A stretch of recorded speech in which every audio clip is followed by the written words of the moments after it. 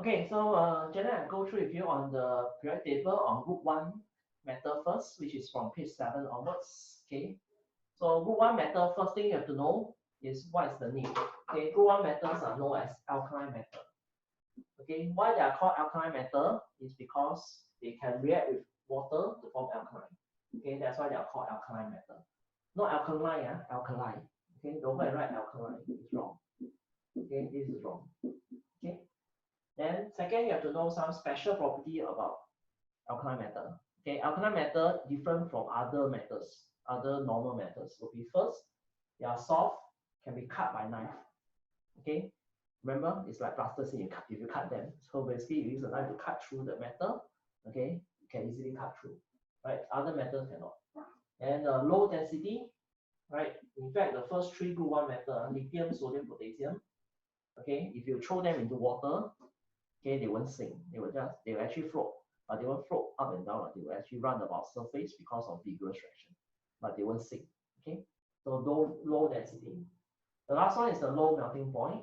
Okay, group 1 metals have low melting point. Most other metals will have high melting point. But group 1 metal are quite low. Like for example, sodium is only like 98 degrees Celsius melting point, which is even less than the boiling point of water. Okay, so if they got tell you a metal have any of these three characteristics, that means it's referring to the group 1 metal. Okay. Second, you have to know is the trends down the group. Okay, what are the trends down the group you have to know? First is the melting and boiling point. Second is reactivity, and third is density. Melting and boiling point for group 1 metal decrease down the group. Okay, that means when you go down the group, it becomes lower and lower. So just now we mentioned sodium's melting point is like 98, and below sodium, potassium will be less than 90.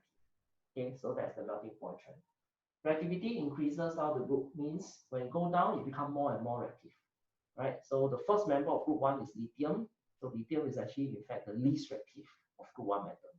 Right? Then sodium is below it is more reactive, potassium even more reactive, below it rubidium even more reactive. Okay, the most reactive of course group 1 based on your periodic table is francium, the last member of the group 1. Okay, so that's reactivity increase down the group. Right? The reactivity why increase down the group, this one quite often they will ask, so you have to sometimes know why. The reason is like this one. When you go down the group, the size of atom, what we call the atomic size, increases. Okay, so when the atomic size increases, it leads to what? It causes the valence electrons to be further from the nucleus compared to the previous member. So when the valence electron is further from nucleus, means what? There will be weaker attractive force. Weaker attractive forces between the valence electron and the nucleus. So this can cause what? This will lead to easier to lose the valence electron. Okay, that's why for group 1 metal, the reactivity increase down the group. Okay, this few things. First, atomic size increases because more and more shell. So when atomic size increase, the valence electron will become further and further. So when your valence electron is further from nucleus, the attractive force between the valence electron and nucleus, okay, will actually be weaker. Okay, so when it's weaker, it's easier to lose electron because metal react by losing electron. So easier to lose valence electron means more reactive. That's the key thing for reactivity. Okay, then density increase down the group, but density is actually the same for all group. So this one not so much they'll ask you for the reason, but it's the same for all the group. Why? Because density is mass over volume. So when you go down the group, no matter which group, the atomic mass will increase. So of course the density will increase. Okay, so that's for density. Okay. After the trend down the group, the next thing you have to know is the chemical properties. Okay, for group 1 alkaline metal, chemical property mainly is this one. They all can react water to form alkaline and hydrogen gas. Okay, all the group 1 metal. So like for example, sodium react water gives sodium hydroxide and hydrogen gas. Potassium react water gives potassium hydroxide and hydrogen. Okay, if you have below the rubidium react water, you get rubidium hydroxide and hydrogen. Okay, so that is all their reaction is the same. Of course, when you go down, sodium, potassium, rubidium, As you go down, the reaction become more vigorous because the metal become more active. Okay.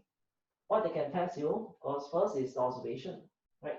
Observation, that means what will you see, what you observe, what you hear. If it's lithium to potassium, okay, few things. One is the metal will skid on water. So if you throw lithium or lithium, sodium, potassium into water, the metal won't sink. So you'll see them skidding on water or dark around the surface of water. Okay.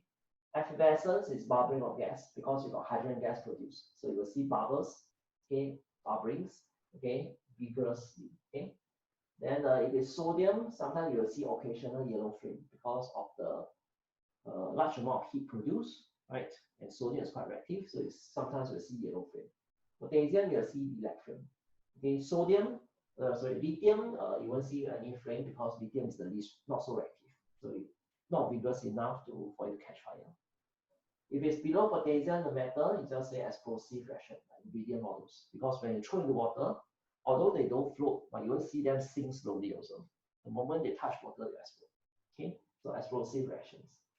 Okay, and these observations know what they can react with.